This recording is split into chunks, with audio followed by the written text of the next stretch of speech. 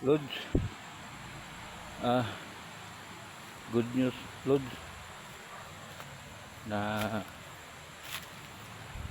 marag na ayo-ayo na gamay, Lods, sa tambal nga akong gina-maintain, Lods. Sa una nga, di ko kalakaw ay Lods, yung dapita. So, kaabot. Kaya, magbikog akong, magbikog akong tiil. Magbikog akong tiil isa. Karon nakaabot na yun ko. Eh, kung pugso na ko, sa una, duha naman ka, di na ko mabikog. Parang di na ko kalakaw kaayo noon. Nga mapiktahan akong kung kasing-kasing. Maglisod ko ginawa. Karon kay nakaabot-abot na ko diri. Nga 200 meters ni gikan sa among balay. Abot na jud ko. Di problema lang kay nikurog akong tiil. Asig na baguhan ba. Epektibo jud tong kuan, Lods. Tong ahos o Bombay o katong dahon sa bayabas o udlot ba imong gikuan. Epektibo jud to nga akong gi-maintain sa akong lawas.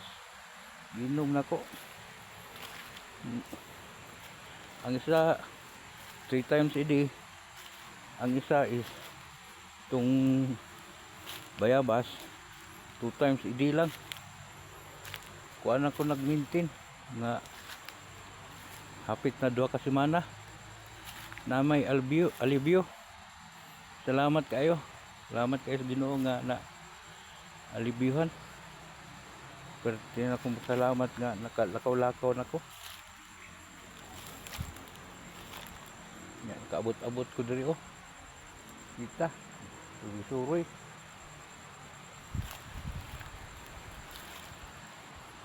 Mangita po kung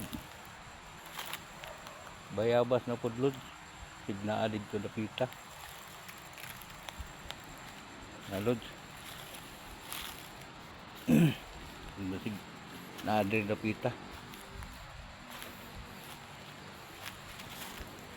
Epektibo jud to, Lods.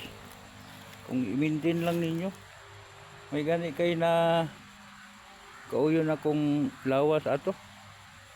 Kay ang ubang herbal di man kauyon imong lawas. Kadto kay na uyonan sa akong lawas. Murag nay alibyo.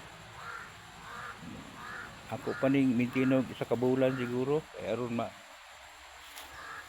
kuan jud mauli anta. Wa man tay pa-doktor ani. Pa doktor man daw sa Davao sa kuan heart center. Tay kwarta. Nya, pinsay may magbantay. Tay trabaho, tay kwarta. Ano lang pursige na lang ko anig herbal. Aron malibihan. So na kapoy kayo ko mo lakaw-lakaw, kapoy kayo mo. Baskin na lang manilig anang balay. Kaya kapoy kayo. Baskin na lang pagbuga sa kahoy. Kaya. Diri lang sa Lord kay mangita kog bayabas na pud ani. Salamat.